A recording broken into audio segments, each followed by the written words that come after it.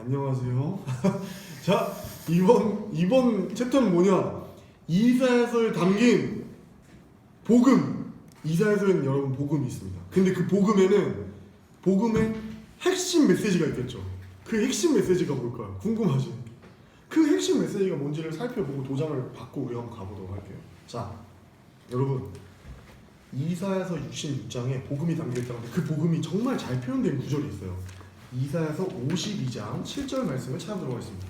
자, 우리가 오늘은 말씀을 좀 많이 찾아볼 거예요. 형광펜을 드시고 자기가 아끼는 성경책에 표시를 해주시면 감사하겠습니다. 52장 7절입니다. 우리 다 같이 한번 읽어볼게요. 시작.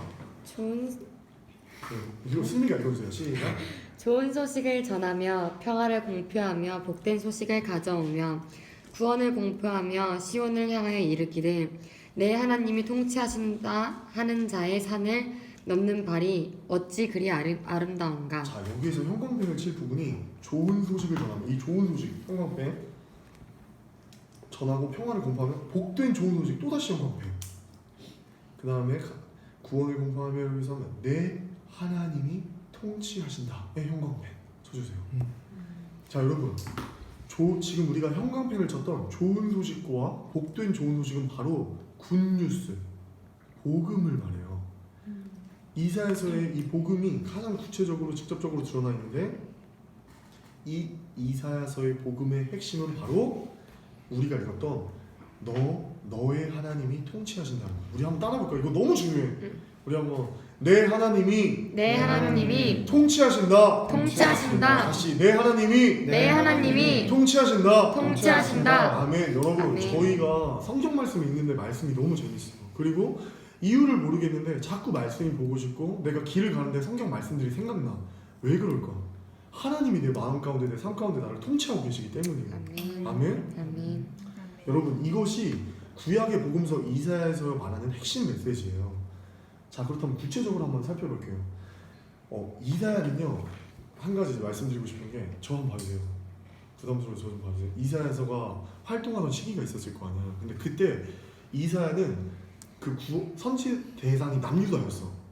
우리 기억나? 지난 시간에 아모스서 있고 호세아서 있는데, 아모스 선지자랑 호세아 선지자는 대상이 북한이었어. 저 김모씨 사시는 곳 있잖아, 저기.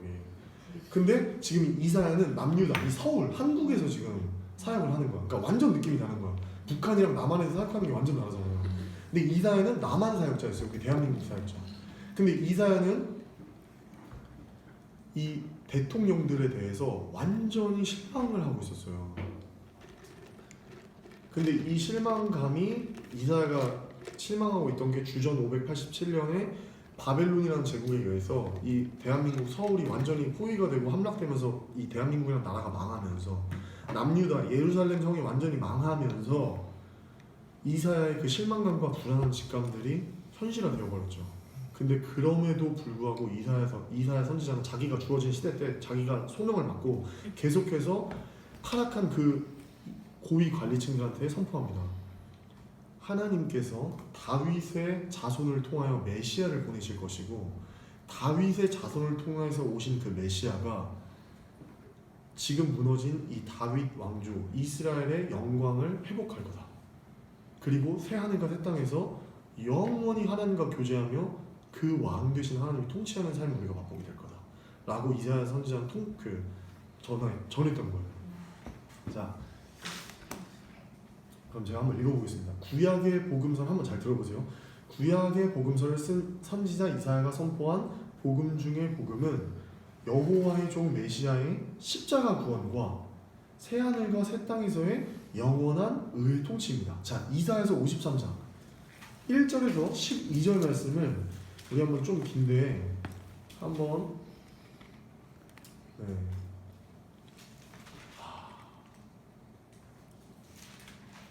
다 읽으면 안 되는데 시간이 없어서 넘어가겠습니다. 영원한 의의 통치가 이제 이사야서 53장 1절에서 2절에 나와요. 1절에서 12절에 나와요. 그리고 다윗의 자손으로 오실 메시아가, 이 다윗의 자손으로 오실 메시아가 누굴까? 예수님.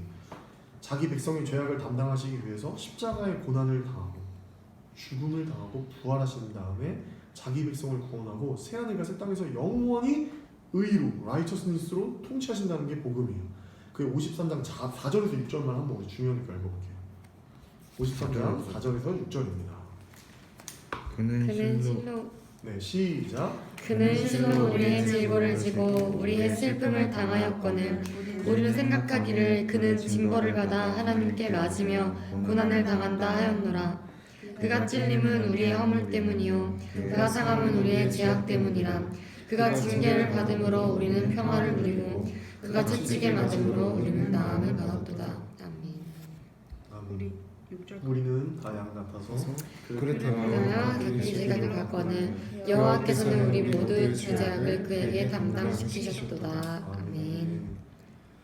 예수님께서 이 말씀에 의하면 예수님은 앞으로 오신 이 메시아는 나의 죄와 나의 질고를 지고 나의 슬픔을 대신 당하셨는데 나는 생각하기를 와, 저 십자가 지는 예수 얼마나 잘못했으면 나무에 달려서 죽은 자는 저주의 상징이라고 했는데 저렇게 하나님께 맞으면서 고난을 당할까? 저 나사렛 이단 사이비 이단 예수 정말로 나쁜 놈이구나, 거짓 선지자구나, 손가락질을 할 것이라는 거예요. 조롱하고 침뱉고. 근데 그게 아니라 진짜 사실은 그가 찔리는 것은 나의 허물 때문이고 그가 상하는 것은 나의 죄악 때문이고 그가 징계를 받는 것은 그가 징계를 받았기 때문에 내가 평화를 누리고 예수님이 채찍에 맞으신 것 때문에 제가 치유받고 나음을 받았다는 거죠. 저는 양 같은데 저는 늘 나의 삶 속에서 각기 내가 가고 싶은 길로 가지만 그릇 행하지만 여호와 하나님께서는 나의 죄악을 모두 나에게 요구하시는 것이 아니라 나한테 심판하는 게 아니라 예수님한테 그 저주를 옮기셨다는 내용이에요. 여기에 복음에는 은혜가 있어요, 여러분. 근데 여기에서 강조하는 건 대속의 은혜예요. 예수님이 나 대신 죽으셨다. 자, 두 번째로 이제 저희가 이사야서의 핵심 메시지와 구조에 대해서 지금 살펴봤어요. 세 번째는 이제 이사야라는 사람이 그럼 누굴까? 한번 탄생과 죽음까지 한번 간단하게 한번 살펴보면서 저희가 좀 찾아볼게요. 자, 이사야라는 사람의 이름의 뜻이 뭘까? 제가 말해보겠습니다. 이사야 사람의 뜻은 히브리어로 그 발음이 이래요. 예사야 또는 예사야hu. 뜻은 여호와는 구원이시다라는 뜻이에요. 구약의 다른 선지서에 모두 합쳐도 이 구원이라는 말이 재밌는 게 이제 7회밖에 안 나와요. 선지서 17권을 살펴보면 구원이라는 말이 7번밖에 안 나오는데 이 구원이라는 단어가 이사야서에만 무려 26회가 반복돼서 나옵니다. 구원, 복음 굉장히 집중적으로 강조하고 있는 책이 바로 이사야 선지서예요. 그래서 신약에서 시편 다음으로 신약 전체에서 시편 다음으로 탑2로 인용이 많이 된 책이 바로 이사야 말씀.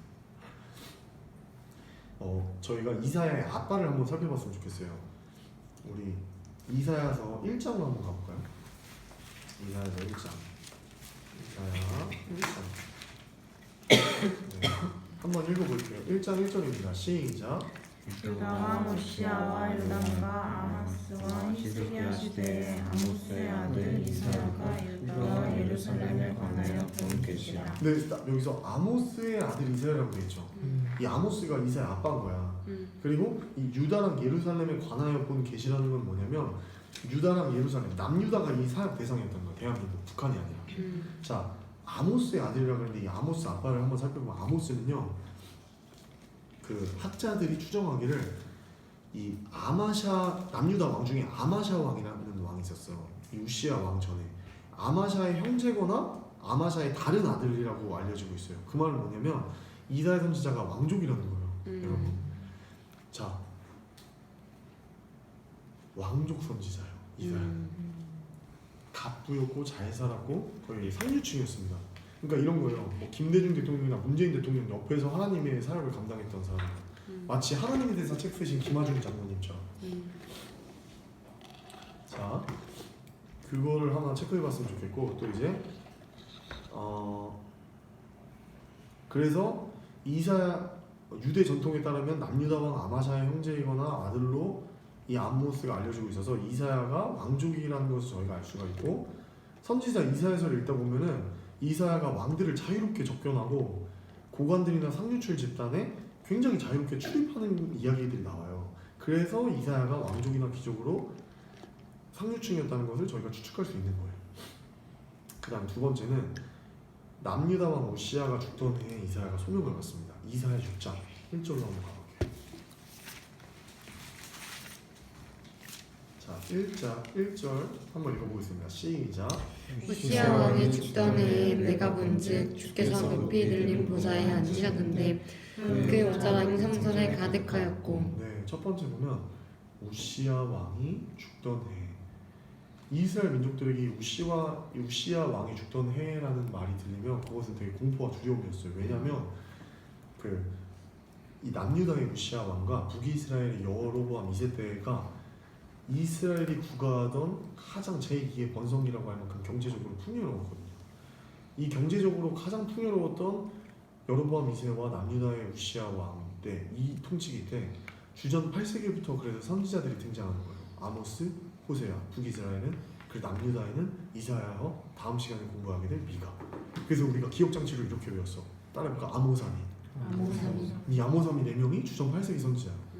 다 모두 북한에서는 뭐 김일성, 뭐 남한에서는 뭐 그 당시면 누구죠? 김일성 당시면 이승만? 네, 넘어갈게요. 하여튼 북이스라엘에서는 여로보암 2세, 남유다에서는 우시야 왕이 다스릴 때 아모스, 호세아, 이사야, 미가 다 동시대 사람들이에요. 근데 아모스랑 호세아는 북쪽의 북한 사역자고 이제 이사야랑 미가는 남한 사역자라는 거죠. 우시야 왕이 죽던 해라는 소식이 들리는데 이때 이스라엘 민족에겐 절망이었지만 사실 절망이 아니라 소망의 시작입니다. 왜냐? 예수 그리스도에 대한 예언의 성취가 시작되기 때문이에요. 누구를 통해서? 이사야 선지자를 통해서. 아멘? 네. 근데 저희가 2절과 3절을 한번 더 읽어볼 텐데 집중해서 읽었습니다. 왜냐면 스랍들의 거룩 찬양이라는 너무너무 유명한 본문 말씀이에요. 스랍은 천사를 말합니다. 히브리어. 지금 이사야가 환상을 보는데 하나님 나라, 보통 저희가 눈을 뜨고 볼 수 없는 하나님의 나라를 보고 있는 거예요. 2절 3절 읽겠습니다. 시작. 스랍들이 모시고 섰는데 각기 6 날개가 있어 그 둘로는 자기의 얼굴을 가리었고 그 둘로는 자기의 발을 가리었고 그 둘로는 날며 서로 불러 이르되 거룩하다 거룩하다 거룩하다 만군의 여호와여 그의 영광이 온 땅에 충만하도다 하더라. 아멘. 우리 그 찬양 알아요 혹시? 거룩하다 만군의 여기 좀 이상한 거예요 지금. 잘 여호와 그 영광이 온 땅에 충만하시도다. 여기서 온 거예요. 왜 비웃죠? 오늘 네. 이 찬양이 요한계시록 가는데 제가 이 찬양 대준이한테 아냐고 물어봤는데 모른다고 해서 못했어요. 그래서 네, 그래서 무슨 거예요? 여러분 천사 보신 적 있으세요? 천사? 천사를 보신 분들이 많은데 이 말씀의 증거 천사 보신 분 천사 보신 분들 이다 많죠? 아니죠? 우리가 육대주에 많아요. 천사성이 아키아나부터 시작해서 그 수모국들도 많고 하잖아요. 저 이단인가요? 아직 끊어낼게요. 박대원 목사님한테 날개가 6날개가 있다 했어요. 그게 뭐냐면 이렇게 날개가 있는 거예요. 근데 이 영광이 엄청난데 왜 웃죠? 심하시네. 자 여러분 이 날개 줄로 지금 얼굴을 가렸대요. 이렇게 제가 그래서 이 상상을 해서 이렇게 얼굴 가린 거예요. 그리고 이 날개 또 2개로는 발을 가렸대요. 이렇게. 그리고 이 나머지 2개로만 이제 날고 있는 거예요. 왜 웃죠? 귀여워요. 참 귀여워요. 이해되죠? 네. 네, 그런 광명이에요. 광경이에요. 잘 아시고. 네.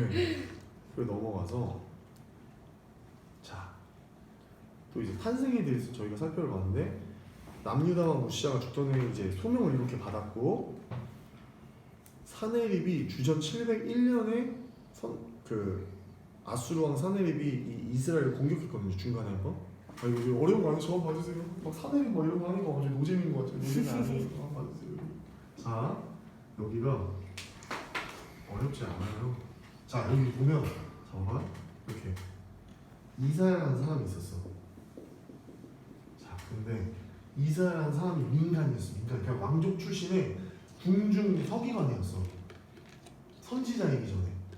이게 어디 나와 있냐면 한번 읽어볼까 우리? 제가 이 얘기를 안 해봐. 자 어디를 읽어보냐면 역대하 26장 역대하 26장 22절을 한번 찾아서 제일 빨리 읽은 사람이 읽어주세요.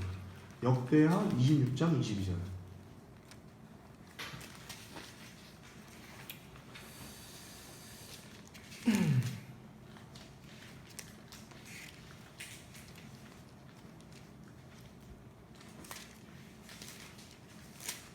네. 22절? 너무 26장 재밌어요. 22절이요? 네, 26장 오시아의- 절대 안 시킬게요. 절대 안 시킬게요. 남은 이거?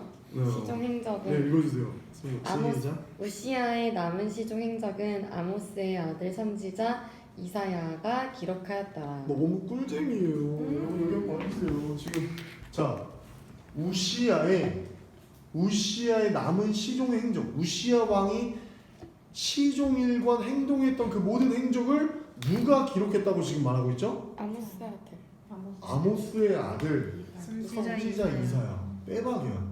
아모스의 아들. 이 아모스는 그 선지자 아모스를 말하는 게 아니라 다른 아마샤의 형제거나 왕족인데 이사야가 여기 지금 이 우시아 왕이에요. 이분이.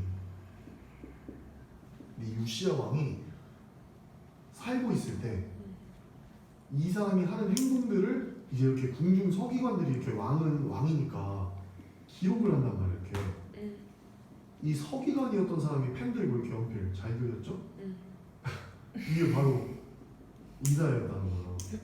근데 아까 우리가 보니까 이사야서 6장 1절을 보니까 우시아 왕이 죽었어. 죽던 해에 이사야에게 하나님의 소명이 임한 거야. 불이 임한 거야. 불이. 그래서 이사야가 이제 선지자가 되는 거야. 선지자. 그리고 이 사람은 우리가 중요한 건 지금 왕족 출신 선지자라고. 소명을 받아서 사실은요 이 남유다가 여러분 너무 많이 타락해서 하나님의 예언대로 멸망해요. 원래는 아수르라는 제국에 의해서 이거를 이해해야 조금 어렵지가 않을 것 같아요. 아수르 제국의 어마어마한 고대 근동에 이스라엘 남유다보다 훨씬 센 제국이에요. 아수르 제국에 사네립이라는 왕이 있었는데 이 남유다를 주전 701년에 쳐들어와서 멸망시킬 뻔했어요. 이 사건이 얼마나 대단했냐면 남유다에 있었던 46개의 모든 성읍이 다 불타고 없어지고 딱 하나 성이 남았는데 그게 예루살렘 성이었어요. 풍전등화의 상황이었어. 벼랑 끝으로 내몰린 거야. 예루살렘 성만 함락되면 완전히 아수르 제국에서 멸망당하는데 이때 바로 히스기야 왕이 하나님께 회개합니다. 철저하게. 하나님께서 그의 기도를 들으시고 이사야에게 예언했던 대로 사람의 말과 병거의 힘이 아니라 하나님의 힘으로 아수르 군대 18만 5천 명을 밤 사이에 이제 없애버려요. 역사적 기록으로는 그 요세푸스가 아니라 그 역사 기록에는 뭐라고 남아있냐면 이유를 알 수 없이 아수르군이 철퇴했다고 하는데 성경에는 그 이유가 기록되어 있어요. 하나님의 천사가 나타나서 하나님의 군사가 나타나서 아수르 제국을 심판했다고. 그래서 히스기야의 회개로 말미암아 이 남유다의 심판이 유보됩니다. 역사적으로. 그래서 이게 BC 주전 587년까지로 끌어가는 거예요. 그리고 이때는 제국의 패권이 바뀌어서 바벨론 제국에 의해서 이 남유다가 멸망해버리는 요 세 개의 포인트 하나, 둘, 세 개 포인트를 알면 되는 거예요. 넘어가 볼게요. 우시아 왕이 죽던 해. 네. 됐죠? 이러면 이게 조금 안에 이제 막 너무 낯설진 않아요. 자 그럼 다시 한번 보면 아까 우시아의 행정을 기록했던 이사야가 역사가로 활동했다는 선지 기록이 이제 역대하에 남아 있었죠. 그런데 이제 소명을 맞아 이렇게 활동을 했던 거예요. 네. 그래서 이렇게 보는 거예요. 이사야가 왕의 연대기나 행적을 이렇게 기록하는 궁중 서기관 출신이었기 때문에 이사야의 예언에 굉장히 탁월한 세계사적인 이런 시각들이 잘 나타날 수 있었다고도 볼 수 있다고 학자들이 추정을 해요. 그러니까 하나님은 각자의 위치와 달란트에 맞게 사용하시는 거예요. 그 사람이 뭔가 어떤 분야에 능통하면 그 분야에 맞게 하나님이 뭔가 그 사역을 감당할 수 있게 자기의 어떤 색깔을 달라서. 자, 그 다음에 이제 제가 살펴보고 싶은 건 이사야의 소명 6장입니다. 다시 이사야 6장으로 돌아와서 자 1절부터 3절을 읽었는데 저희가 한번 4절부터 10절까지 한번 읽어볼게요. 시작. 네가 씨와도 빠는 자의 소리로 말미암아 문지발에 터져 요동하며 성전에는 네가 충만한지라. 그때 내가 말하되 하루다 나여 망하게 되었도다. 나는 입술이 부정한 사람이요 나는 입술이 부정한 백성 중에 거주하면서 만군의 여호와이시를 왕을 베었음이로다 하였더라. 그때 그 스랍 중에 하나가 부젓가락으로 대단의 지불과 핀 숯을 손에 가지고 내게로 날아와서 그것을 내 입술에 대며 이르되 보라 이것이 내 입에 닿았으니 내 악이 제하여졌고 내 죄가 사하여졌느니라 하였더라. 내가 또 주의 목소리를 들으니 주께서 이르시되 누구를 보내며 누가 우리를 위하여 갈고 하시니 그때 내가 이르되 내가 여기 있나이다 나를 보내소서 하였더니 여호와께서 이르시되 가서 이 백성에게 이르기를 너희가 듣기는 들어도 깨닫지 못할 것이요 보기는 보아도 알지 못하리라 하여 이 백성의 마음을 둔하게 하여 그들의 귀를 막히고 그들의 눈을 감기게 하라. 염려하건대 그들이 눈으로 보고 귀로 듣고 마음으로 깨닫고 다시 돌아와 구책을 받을까 하노라 하시기로. 네, 이 6장의 내용들을 제가 한번 설명을 해드리면 우시아 왕이 죽전에 이사야는 어떻게 소명을 받았냐면 환상 가운데 보호자에 앉아계신 하나님을 봅니다. 그런데 이사야가 하나님을 보는데 너무 그 보좌가 높은 거예요.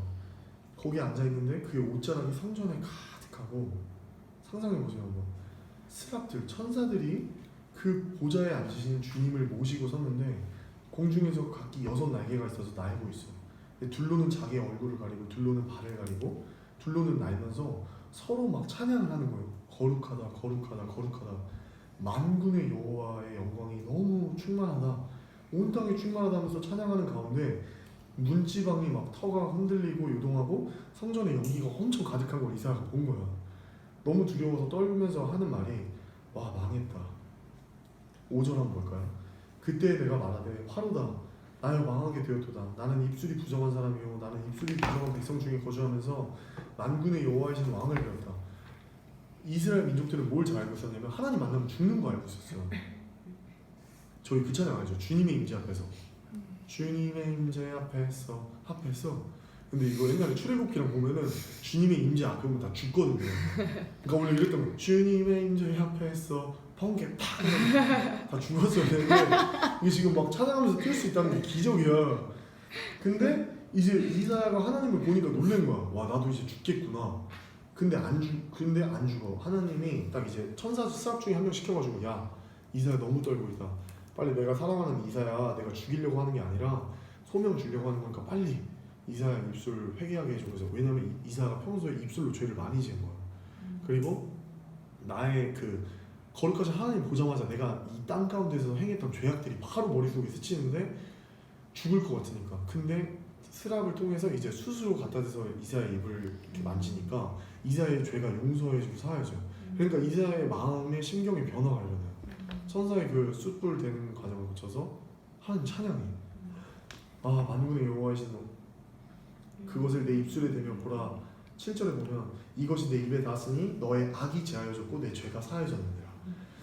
그러면서 이사야가 목소리를 들으니 주께서 이르시되 자 이거예요.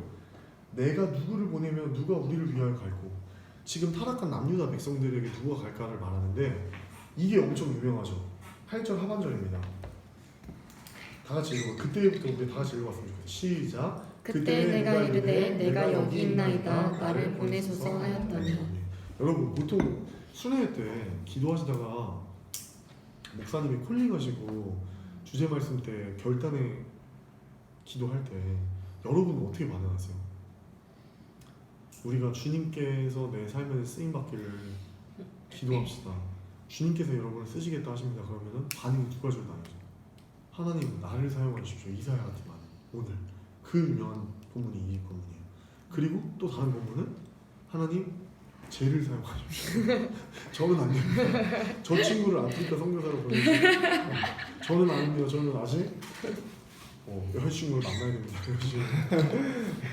근데 여러분 이사야 선지자가 가장 대표적으로 하나님께서 나를 콜링하셨을 때 내가 여기 있나이다 나를 보내소서 라고 하나님께 순종했던 대표적인 선지자예요. 왜 이사야서는 전 질문을 한번 여러분께 드리고 싶어요. 자 하나님의 부르심에 내가 여기 있나이다 나를 보내소서 라고 이사야가 즉각 순종할 수 있었던 이유가 뭘까? 한번 우리 좀 이거 나눠볼까요? 오 좋아요. 저는 이런 분위기가 너무 싫어요. 벌칙 같은 분이 대준아 왜 그럴까? 정답은 없어요. 저요? 정답은 없어요.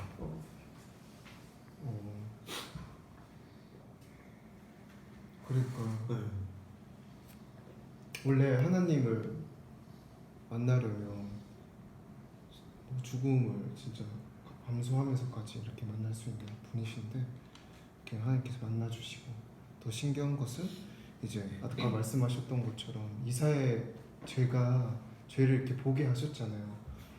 근데 자기가 이렇게 자기 죄를 보는 것은 너무나도 힘든데 근데 그 죄를 보고 이제 그 자기가 너무 많은 죄를 지었음에도 불구하고 하나님께서 사하여 주셨다는 그 감사와 그 사랑에 또 감동했으니까 내가 사랑하는 사람이 그러니까 내가 하나님 나를 사랑해 주시니까 그 사랑에 감동한 거죠. 근데 이제 나도 하나님 나에게 사랑을 먼저 주셨으니까 이제 나도 하나님께 사랑을 드리고 싶다 이런 것 같은데 우리 원래 그렇잖아요. 사랑하는 사람 있으면 그 사람이 원하는 거 해주고 싶고 그 사람이 명령하는 거 따라주고 싶고 그런 것처럼 이제 먼저 사랑을 받았으니 이제 하나님이 나도 하나님 사랑하니 하나님 원하신 것을 이제 따르겠습니다 라고 고백하는 것 같았어요. 감사합니다. 맞아요. 하나님의 사랑에 이제 이사야가 반응을 한 건데 구체적으로 이사야는 그 지울 수 없는 어떤 경험이 있었어. 하나님이 대준이를 만나주셨는데 대준이가 하나님의 부르심에 순종할 수밖에 없었던 어떤 뿌리 깊은 경험이 있는 거야. 대준이만 경험하고 있었던. 그 당시에 이스라엘은 남유다 예루살렘은 왕족과 제사장 또 선지자들이 하층민과 일반 백성들과의 철저하게 구분된 삶을 살아갔어요. 그러니까 이 일반 백성들이 오늘날과 같이 그 상류층들의 삶을 알지 못하는 거야.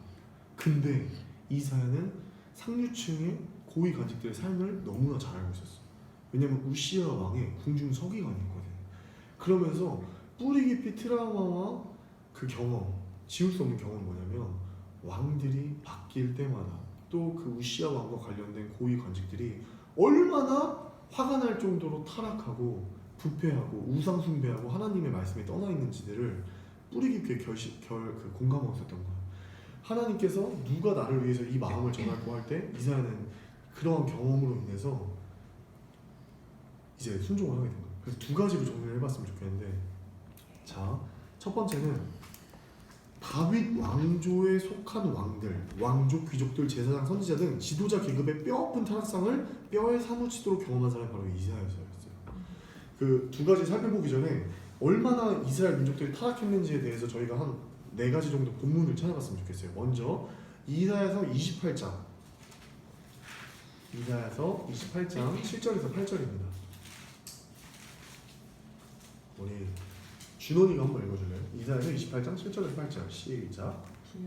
준엽이가 읽어주세요. 그리하여도 그들은 포도주로 말미암아 옆걸음치며 독주로 말미암아 비틀거리며 제사장과 선지자도 독주로 말미암아 옆걸음치며 포도주에 빠지며 독주로 말미암아 비틀거리며 환상을 잘못 풀며 재판할 때에 실수하나니 모든 상에는 토한 것 더러운 것이 가득하고 깨끗한 것이 없도다. 네, 그러니까 이게 제사장이랑 여러분 선지자라고 하면 7절에 제사장과 선지자도 독주로 말미암아 옆걸음치며 포도주에 빠지며 독주로 말미암아 비틀거렸다. 이 말은 제사장은 하나님께 백성이 나아갈 수 있도록 예배를 집례하는 사람들이고 선지자는 하나님의 말씀을 선포하는 사람이에요. 쉽게 예를 들게요. 박대현 목사님이 술 마시고 주일 예배 때 와서 설교하는 거예요. 취해가지고 올라와서 갑자기 자 오늘 본 거여서 하면서 제가 좀 많이 마셨어요. 어제 뭐 이러면서 설교하는 그러니까 막장인 거예요. 그리고 우리 청년부 예배 때 술 들고 올라오고 소주병 들고 오고 막 입구 때 오이코스에서 막 소주 한 잔씩 나눠주면서 청년부 예배당 들어오고 이 정도로 타락했다는 거예요. 그래서 그 예배당의 상들이며 모든 곳에 다 토한 거, 술 먹고 너무 많이 먹어가지고 막 토한 것들, 더러운 것들이 가득했다는 거예요. 그러니까 어떻게 감당이 안 될 정도로 하나님을 예배하는 제사장과 선지자들이 타락했다는 거죠. 그리고 9절과 10절을 우리 지연이가 한번 읽어볼게요. 시작. 네네. 그러면은 28장 9절에서 10절. 그들이 이르기를 그가 누구에게 지식을 가르치며 누구에게 도를 전하여 깨닫게 하려는가 젖떨어져 품을 떠난 자들에게 하려는가 대저 경계에 경계를 더하며 경계에 경계를 더하며 교훈에 교훈을 더하며 교훈에 교훈을 더하되 여기서도 조금 저기서도 조금 하는구나 하는도다. 이 말은 이제 조롱하는 거예요. 이게 혼자서 이렇게 성경 일독하면 잘 무슨 말인지 모를 수 있는데 이사야 선지자가 하나님의 말씀 전할 때 주변 사람들이 다 조롱하는 거예요.